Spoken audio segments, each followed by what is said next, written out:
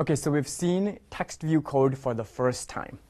But it's kind of hanging out in limbo. Right. We do need a space where we can sort of house it. Yeah, and that space is an IDE. Wait, there's that acronym again. Yeah. What did it stand for, Catherine? Integrated Development Environment. Right. And we are going to be using Android Studio in this class. This is what it looks like.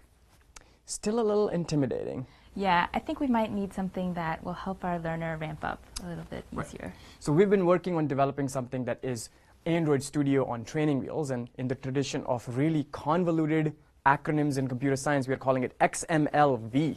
Which stands for XML Visualizer. So you write a little bit of XML, you get to see the output. You write some more, you get to see more output. Yeah, so let's go use it. Okay. Since this XML visualizer was created specifically for this course, it won't provide all the functionality that Android Studio supports. But eventually, in the problem set of this lesson, we'll get you into Android Studio so you won't need this website anymore. A link is in the instructor notes if you want to follow along.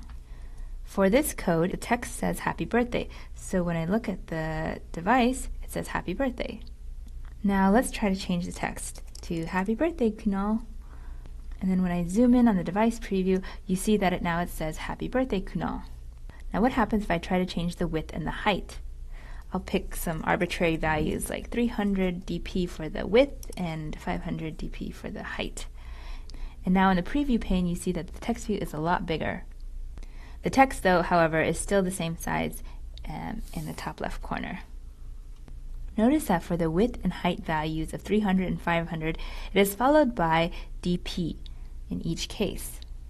This is a unit of measure, like centimeters or millimeters, that we use to describe the size of views on Android, as well as the distance in between views. The unit dp stands for density-independent pixels. Let me explain why we need that. Say these beautifully drawn rectangles represent different devices. They're the same physical size, but they differ in terms of resolution.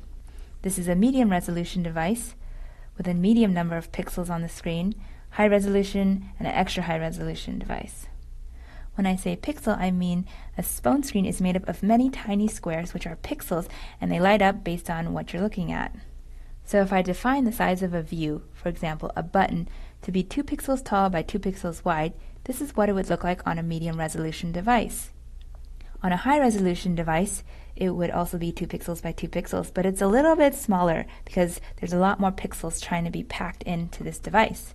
And then on an extra high resolution device, where there's tons more pixels packed into this space, this button is actually pretty tiny. I can barely tap on it with my finger. I have to use the edge of my finger or my fingernail to reach it. Just because I have an extra high resolution device doesn't mean I have a smaller finger. I still want to be able to tap the buttons on the screen. And that is why we have density-independent pixels. I can define my button to be 2 dips tall by 2 dips wide. And this is what it would look like across the different devices. It's the same physical size, but under the hood, Android is mapping it to a different number of pixels.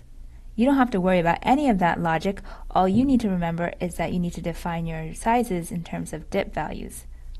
When designing your apps, we recommend that all touch targets, like buttons, should be at least 48 dips tall and wide.